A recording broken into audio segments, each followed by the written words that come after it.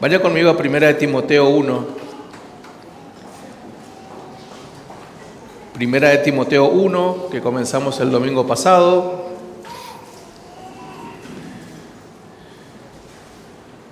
Es una carta personal para Timoteo, pero también sirve para toda la iglesia.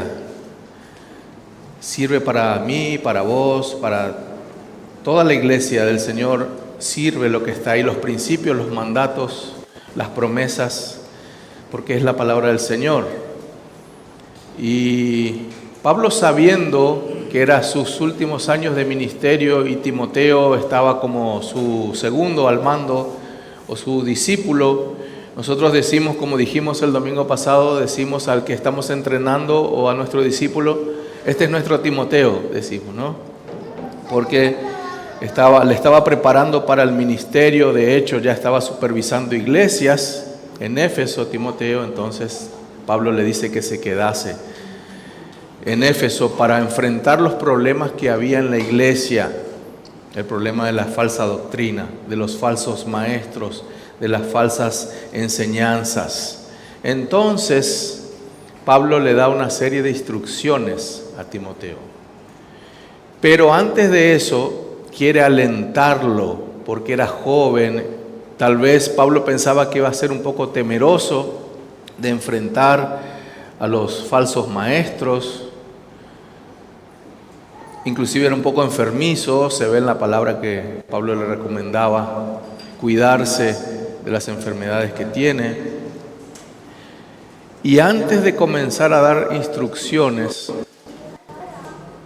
lo que vamos a ver en esta mañana es cómo Pablo anima a Timoteo,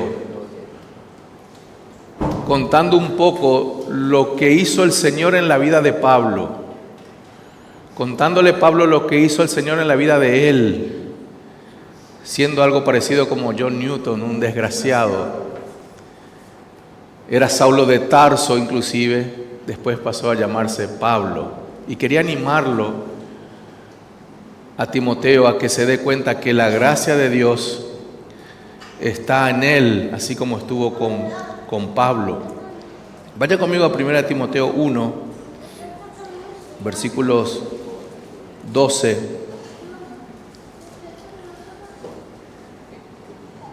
Y si lo tiene ahí, hermanos, ore conmigo en esta mañana. Padre, gracias te damos, Señor. Gracias por tu sublime gracia, por tu amor, Señor. Gracias que hoy podamos entender qué significa tu gracia. ¿Qué significa que haya recibido tu gracia inmerecida, tu gracia eterna, tu gracia soberana? Que podamos entender en nuestro corazón eso y que salgamos como John Newton, como Pablo, como Timoteo, agradecidos, y que adoremos tu nombre, Señor, en todas partes. Ilumínanos, Señor, con tu Espíritu Santo, que tu Espíritu Santo nos enseñe hoy en nuestros corazones, Señor. Que no haya distracciones en nuestra mente, no divague nuestra mente en esta mañana, Señor. Que nos concentremos en tu palabra, Señor. Tu palabra es más importante que cualquier cosa en esta vida, Señor. Tu palabra es eterna, Señor. Tu palabra santifica, salva, tu palabra bendice. Tu palabra disciplina, exhorta, tu palabra conduce a la verdad, Señor, y a la realidad. Que podamos disfrutar en esta mañana de tu palabra, Señor. En el nombre de Jesús, amén. Pablo habla un poco de su ministerio. Vamos a leer el versículo 12 al 17, donde vamos a ver, hermanos, ahí el poder salvador de la gracia del Señor. Vamos a ver el poder santificador de la gracia del Señor, o transformador, cómo la gracia salva, la gracia del Señor también transforma, y el poder sin límites o glorificador de la gracia del Señor. Versículos 12 y 13, vamos a empezar. Doy gracias al que me fortaleció, a Cristo Jesús nuestro Señor, porque me tuvo por fiel poniéndome en el ministerio, habiendo yo sido antes blasfemo, perseguidor e injuriador, mas fui recibido a misericordia, porque lo hice por ignorancia e incredulidad. Aquí Pablo, hermanos, le recuerda a Timoteo cuán privilegiado es él y también Timoteo. Por la vida pasada que tuvo el apóstol Pablo, lo dice en el versículo 13, cómo era, ¿verdad? Era un blasfemo, un injuriador, era un hombre perseguidor inclusive de la iglesia. Y dice la Biblia que le fortaleció, el Señor fortaleció a Pablo para el ministerio. Pablo, hermanos, hace esto recordando quién era. Nosotros cuando servimos al Señor, cuando leemos la palabra o cuando vamos a predicar, siempre tenemos que recordar quiénes éramos antes sin Cristo. Es la forma que vas a valorar el Evangelio, la palabra, su gracia, su perdón. ¿Qué merecía Pablo? Pablo no merecía ninguna fortaleza del Señor. Pablo no merecía ni siquiera estar en el ministerio. Pablo sabía que lo que merecía era destrucción. Él merecía la ira de Dios por lo que él fue. Hermanos, todo pecador merece la ira de Dios, no merece nada del Señor. De hecho, el Señor no nos debe nada, y la iglesia debe saberlo y el mundo debe saberlo. Pero a pesar de nuestros pecados, a pesar de lo que era Pablo, de lo que fue John Newton, lo que fuimos nosotros, el Señor nos fortalece. Y aquí, fíjense, el Señor fortaleció a Pablo en el ministerio y no lo destruyó. Eso significa ese versículo. Porque Pablo dice y comienza a hablar de su testimonio, de su ministerio, diciendo que le fortaleció el Señor y le da gracias, fíjense, a Cristo Jesús, porque me tuvo por fiel. Pablo recuerda aquí que no lo destruyó, sino que lo salvó. Eso significa me tuvo por fiel. Que Pablo pudo recibir misericordia del Señor, conocer al Señor y ser salvo por la gracia de Dios. Vamos a ver un poquito enseguida que Pablo buscaba la salvación por obras. Pablo creía que estaba haciendo un favor a Dios, persiguiendo a la iglesia. Pablo creía que cumplía todos los mandamientos del Señor. Cuando encontró al Señor Jesucristo, se dio cuenta que estaba haciendo todo mal. Por eso dice también, hice cosas por ignorancia e hice cosas por incredulidad. Vaya conmigo a Hechos 8. Una mirada nomás en la vida de Hechos 8:1. No vamos a leer toda la historia de Saulo de Tarso, la conversión de Saulo, pero algunos pasajes para ver quién era este hombre que estaba agradeciendo a Dios y escribiendo a Timoteo. Hechos 8:1. Saulo consentía en la muerte. Saulo consentía en la muerte de Esteban. Fíjense en Hechos, un poco más arriba, 7:57 en adelante. Entonces ellos, dando grandes voces, estaban matando a Esteban. Se taparon los oídos y arremetieron a una contra él, y echándole fuera de la ciudad le apedrearon, y los testigos pusieron sus ropas a los pies de un joven que se llamaba Saulo. Saulo estaba ahí, estaba aplaudiendo la muerte de alguien que seguía a Cristo. Pablo comenzó a alimentar su corazón con el deseo de perseguir ferozmente a la iglesia del Señor. Ese era el deseo de su corazón. Por eso le dice a Timoteo, yo antes blasfemaba, injuriaba, era un blasfemo. No era un muchacho que se portaba bien. Perseguía a la iglesia y deseaba matar a los cristianos. Pablo no solo arrestaba a los cristianos, él daba autorización hasta para matarlos. Inclusive aplaudió la muerte de Esteban. Fíjense más adelante, Hechos capítulo 9, versículos 1 al 6. Saulo, respirando aún amenazas y muerte contra los discípulos del Señor, vino al sumo sacerdote y le pidió cartas para las sinagogas de Damasco, a fin de que si hallase algunos hombres o mujeres de este camino, los trajese presos a Jerusalén. Mas yendo por el camino, aconteció que al llegar cerca de Damasco, repentinamente le rodeó un resplandor de luz del cielo. Y cayendo en tierra, oyó una voz que le decía: Saulo, Saulo, ¿por qué me persigues? Él dijo: ¿quién eres, Señor? Y le dijo: yo soy Jesús a quien tú persigues.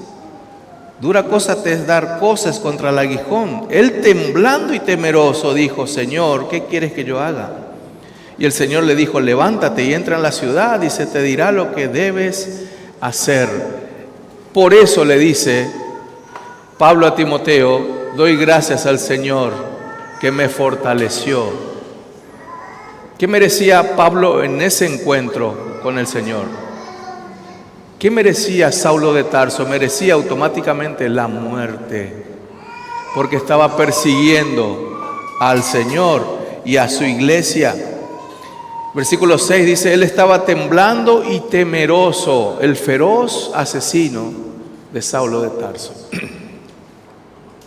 Vino la luz del Señor y no cayó la ira sobre él, sino que cayó la misericordia de Dios sobre él. Estamos en Hechos 9, 20 al 22. Hechos 9, 20 al 22. Después de todo lo que le sucedió a Saulo, que quedó ciego, estuvo con Simón, tuvo un tiempo ahí de estar con el Señor. Luego dice: enseguida predicaba a Cristo en las sinagogas. Ya no perseguía a la iglesia, hermanos, estaba predicando de Cristo ahora, diciendo que este era el Hijo de Dios. Qué interesante, ¿verdad?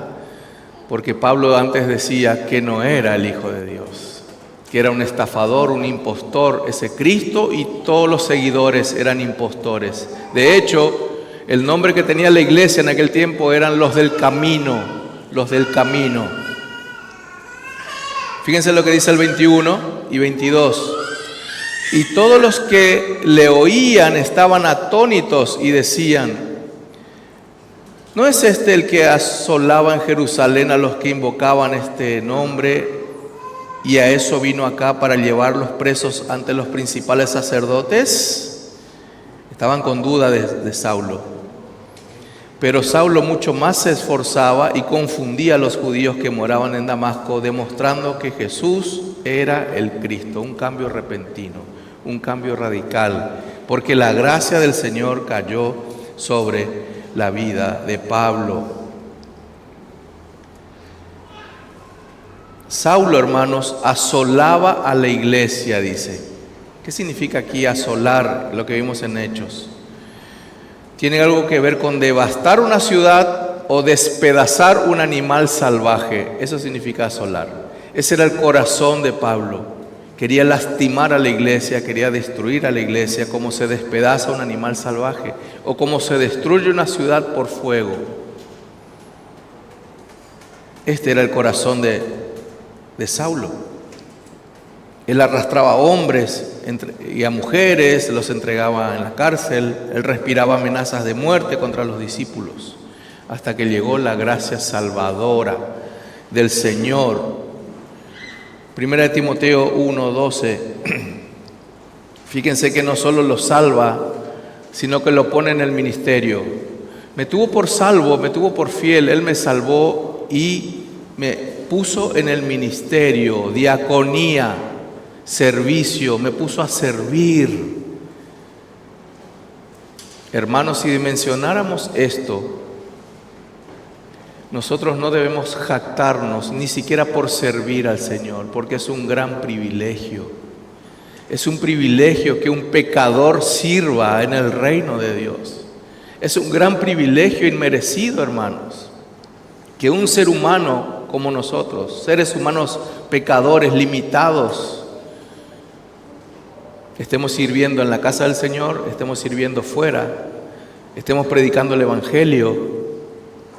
No lo merecemos, por eso se llama gracia inmerecida. De esta forma Pablo estaba animando a Timoteo: fuerza, Timoteo, no lo merecemos, pero su gracia nos salvó. Y su gracia nos da el privilegio de servirle a Él. Y le recuerda a Pablo a Timoteo, versículo 13,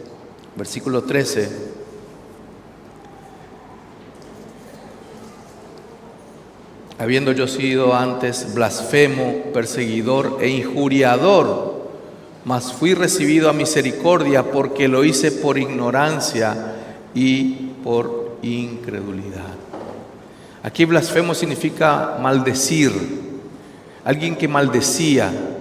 Pablo maldecía a Cristo, Pablo maldecía a la iglesia todo el tiempo. Esto hacía Saulo de Tarso. De hecho, le cambió el nombre el Señor a Pablo. Era injuriador. Aquí injuriar es hacer daño. Él quería hacer daño deliberadamente y maldecir con su boca y hacer daño con hechos, arrestando a los cristianos y ordenando su muerte también.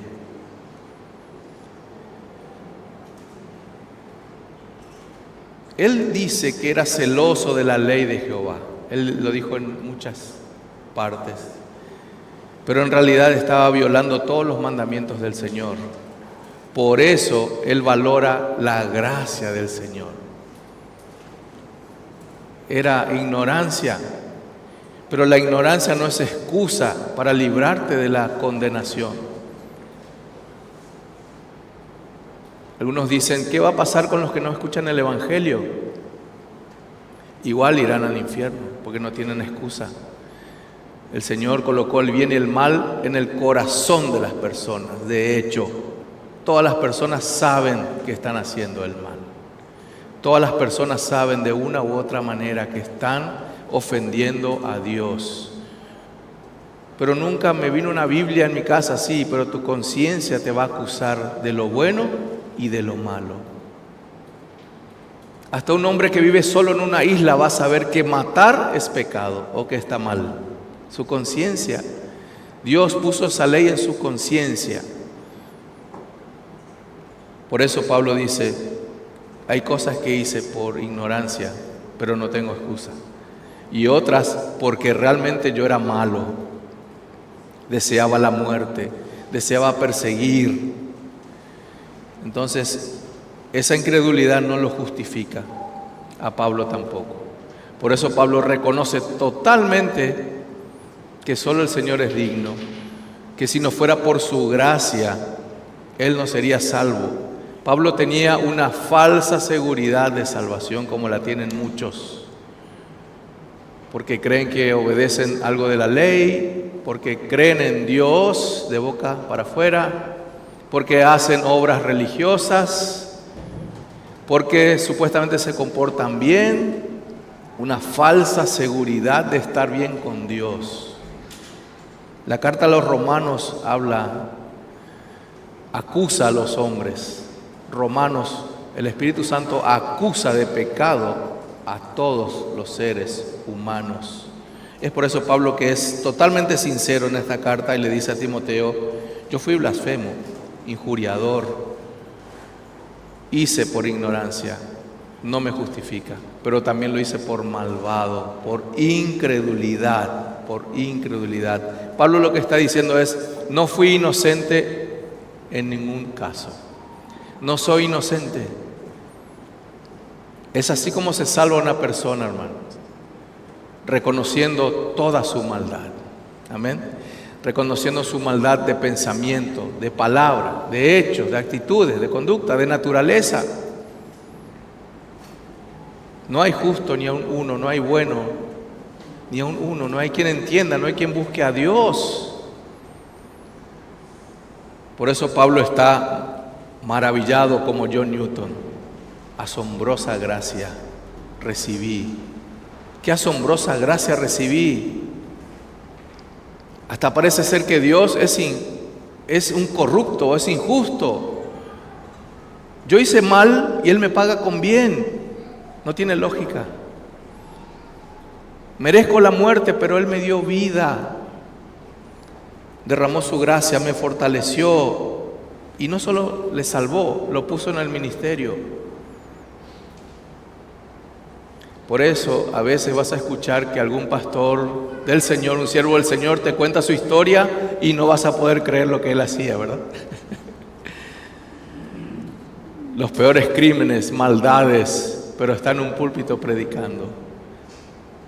No porque merece estar ahí, sino por la gracia salvadora del Señor. Por su gracia. Por eso tenemos que orar, hermanos, por nuestros familiares.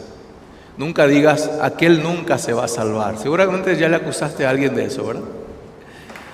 Aquel no. Mi esposo, mi esposa, mi familiar, no, mi vecino, ese ni se le ilumina a Jesús con todo su poder. No, hermanos, no. Su gracia es mayor que cualquier pecado que se pueda cometer, cualquier pecado que te imagines.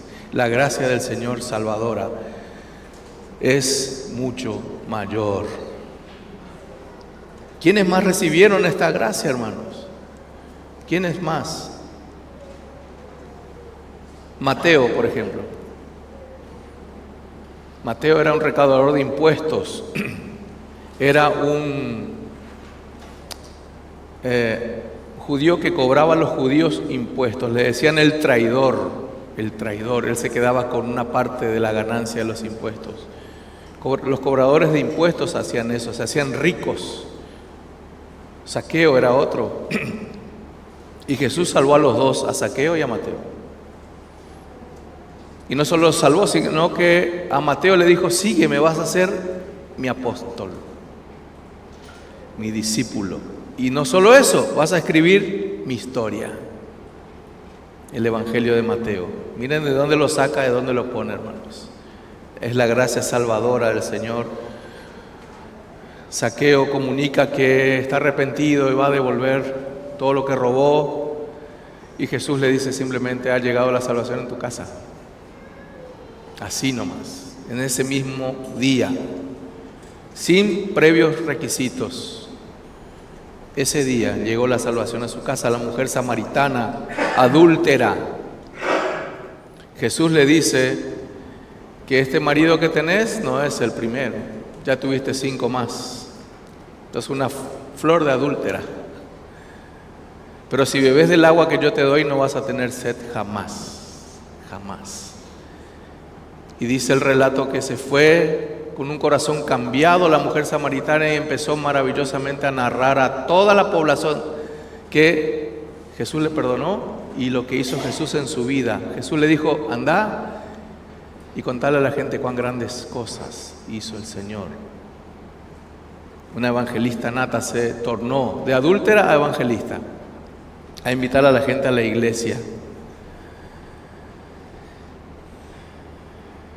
Si vamos por alguien religioso, Nicodemo era un modelo de religiosidad, un buen religioso que se portaba bien, cumplía las leyes.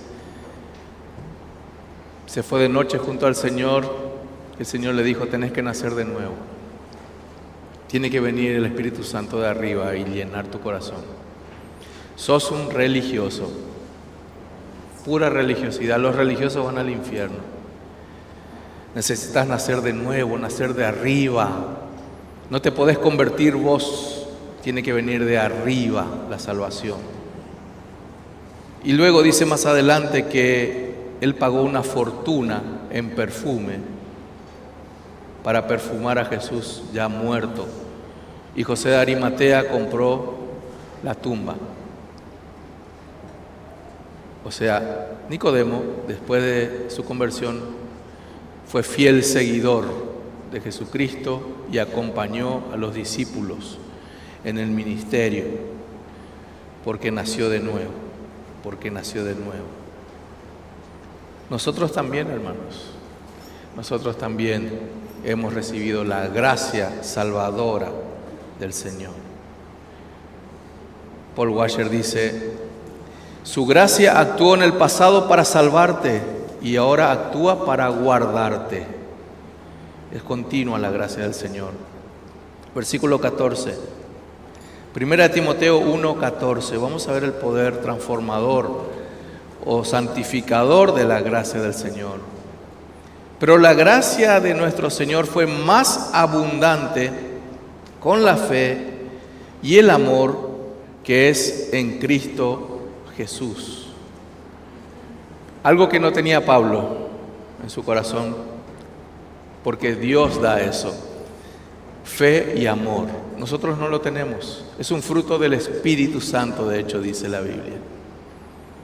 Cuando se convirtió Saulo de Tarso, ya no injuriaba más a la iglesia, ya no perseguía más a la iglesia, sino que era un hombre de fe y amor por la iglesia. Él amaba a la iglesia, al Señor. De hecho, es el siervo que más trabajó por la iglesia del Señor. No conozco otro. No conozco otro. Creo que después de Cristo viene Él. De hecho, más adelante dice: yo soy de los pecadores soy el primero, inclusive dice. Pero es un gran siervo del Señor. Lleno de amor, lleno de fe.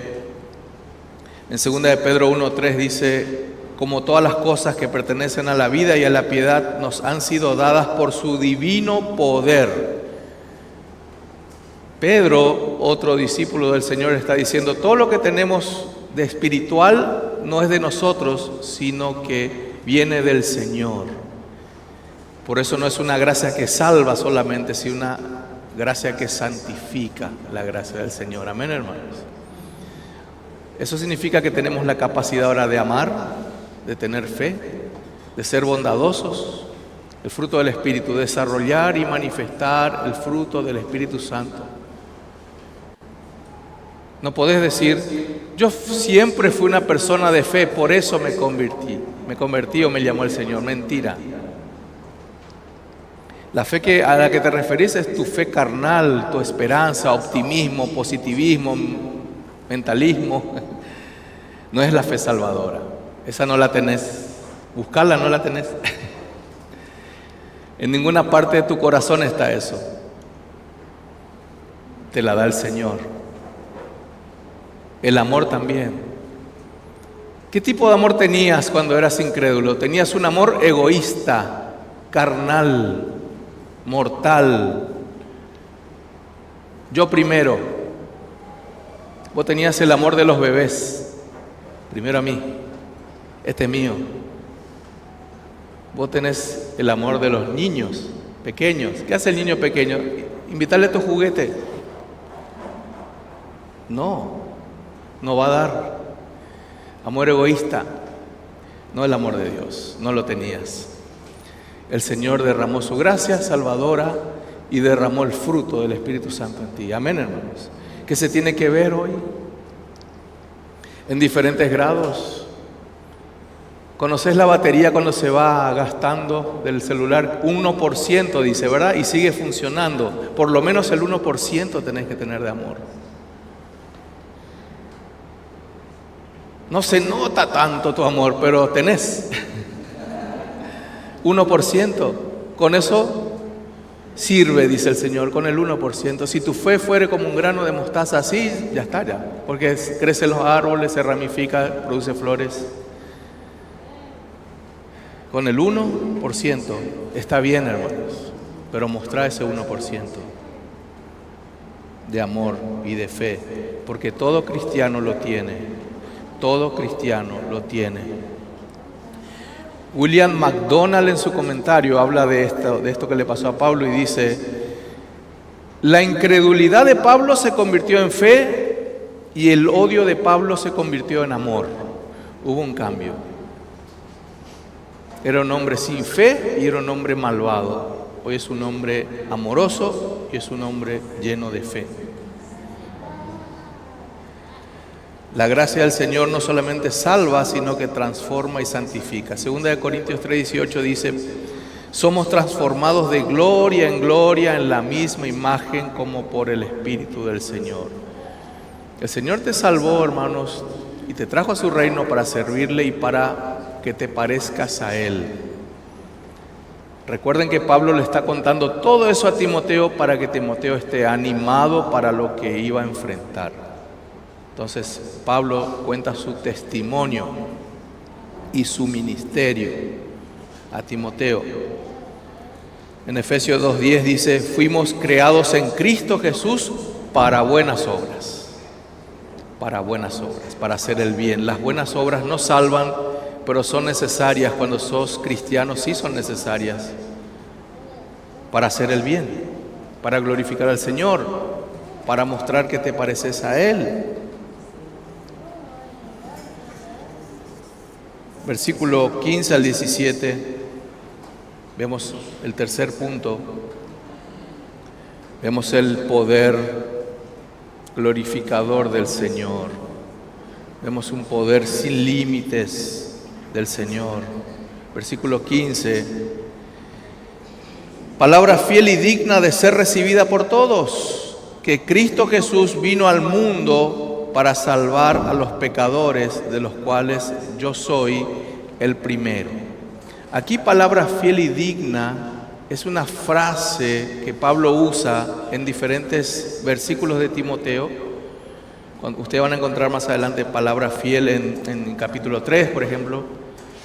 Cuando habla de los requisitos, vamos a ver más adelante, los requisitos para ser pastor en la iglesia. ¿Saben que es una doctrina, no se puede mover? Cuando se va a elegir un pastor, se usa 1 Timoteo 3 como la base fundamental. Si en una no califica, no puede ser predicador. Eso es una doctrina. Tiene que ser doctrina, enseñanza fundamental. Por eso Pablo dice, palabra fiel.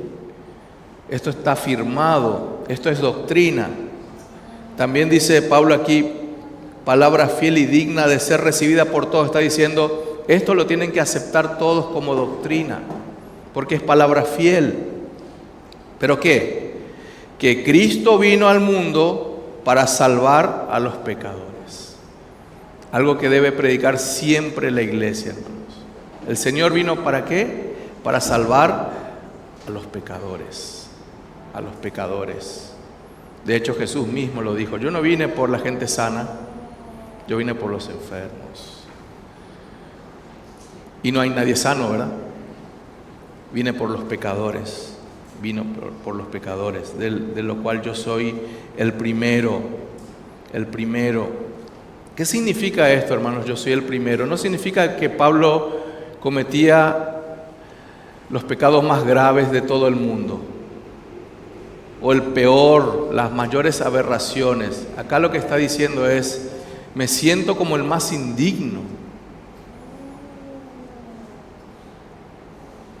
Soy el primero que levantaría la mano en la iglesia. Si alguien dice, ¿quién es el más pecador aquí? Yo levantaría primero la mano. Me apuraría para decir, yo soy pecador. Eso es lo que está queriendo decir Pablo aquí. Pablo escribiendo, hermanos, recordando su pasado. Eso nos llama la atención, tiene que llamar la atención aquí a la iglesia, que nosotros no debemos justificar nuestro pecado o nuestros pecados. Alargar, dar vueltas. El me equivoqué, perdón, mi amor, tiene que ser rápido. Amén, hermanos.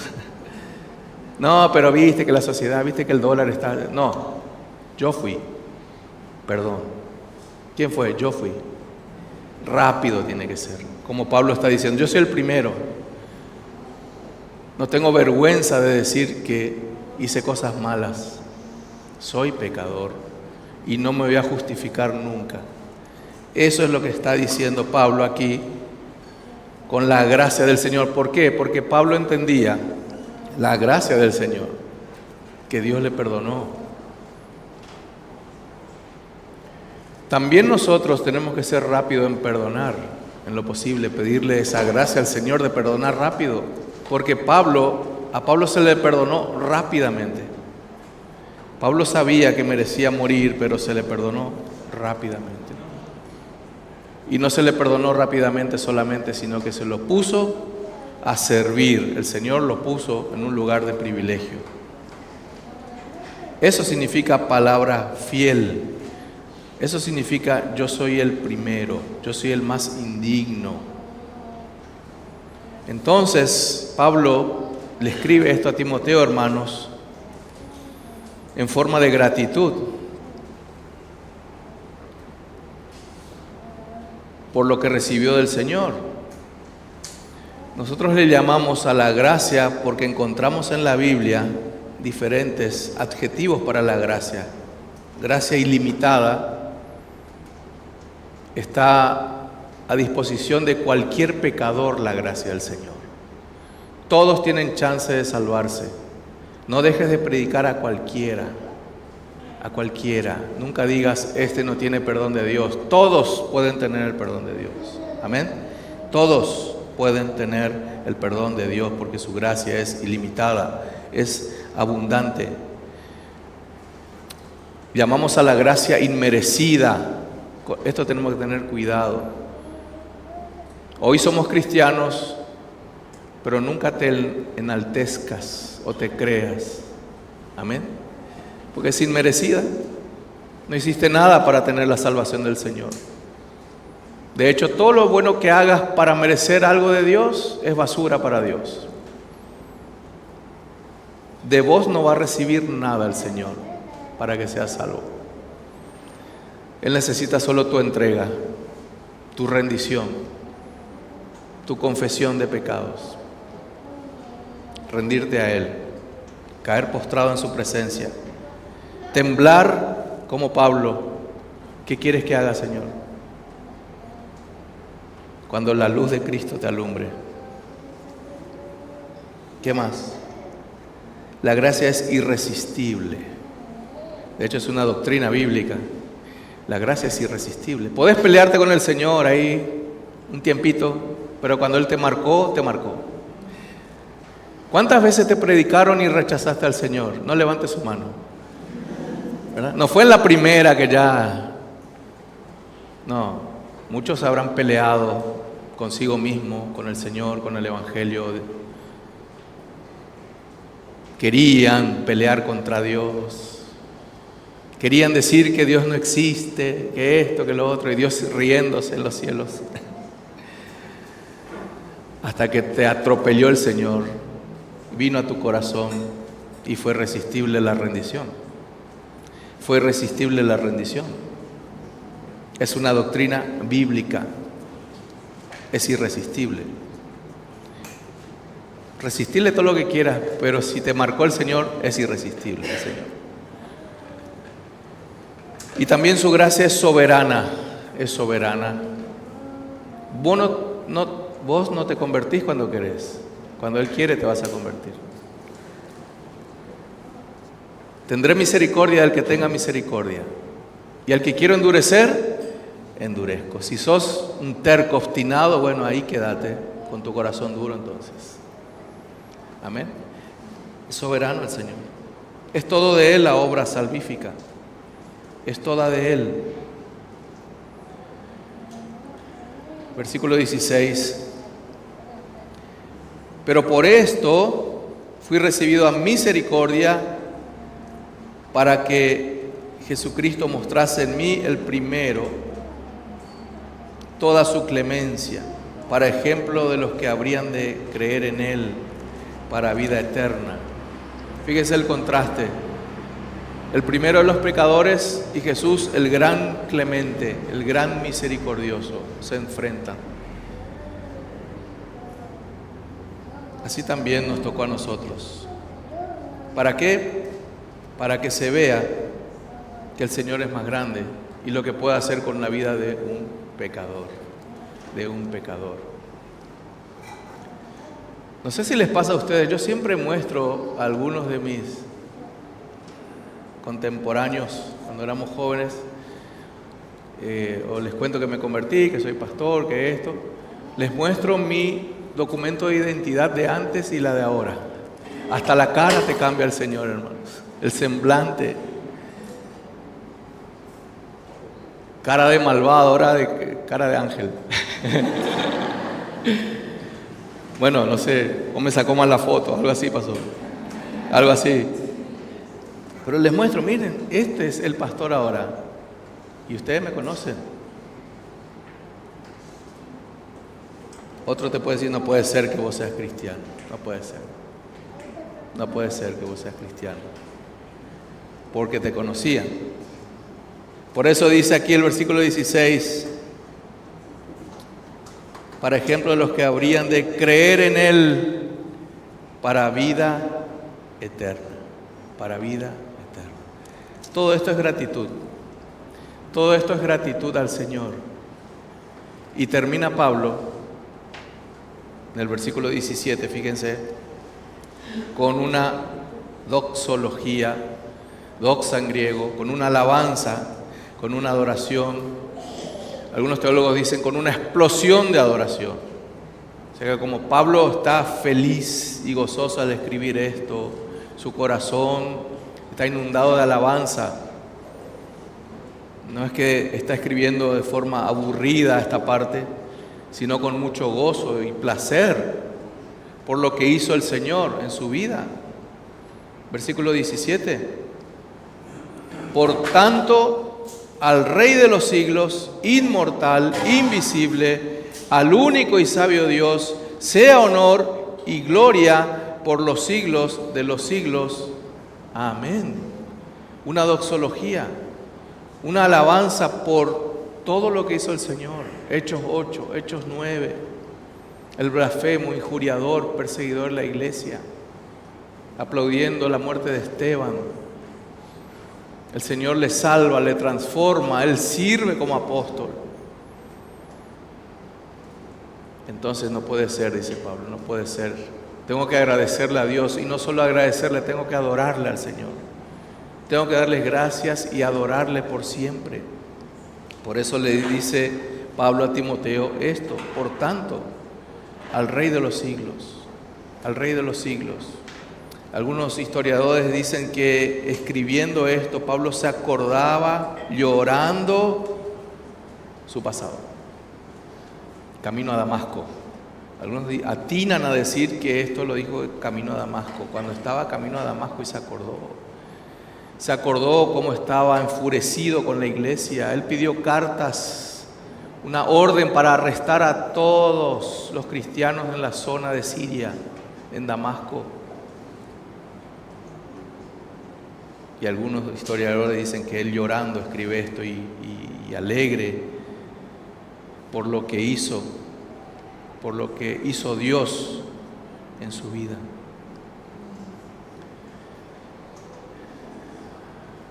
Dice un comentarista, me imagino a Pablo acordándose del camino a Damasco, de aquel Saulo soberbio, con mucho poder político y religioso, con vía libre para perseguir a los cristianos y hacer lo que quiera con ellos. E inclusive pensando que le estaba haciendo un favor a Dios. Y cuando vino la luz, en Hechos 9, dice el comentarista, le sale esto, fíjense, por inspiración del Espíritu Santo, versículo 17.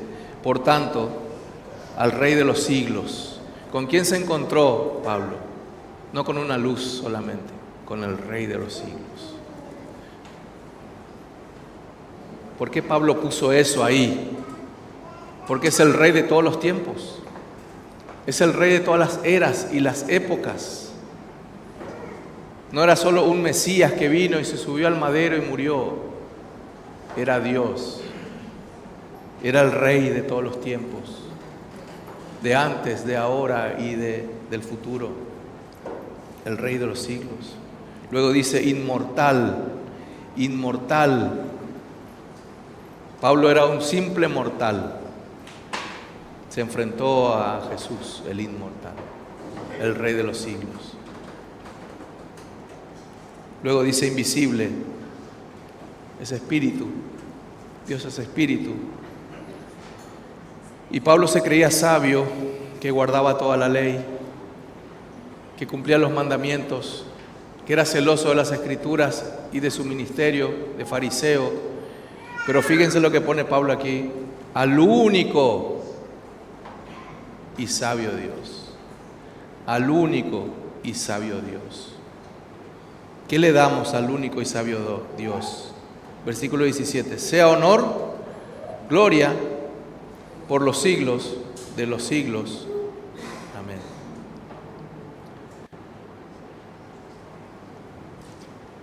Pablo dijo: en vez de destruirme, me derrama su gracia salvadora.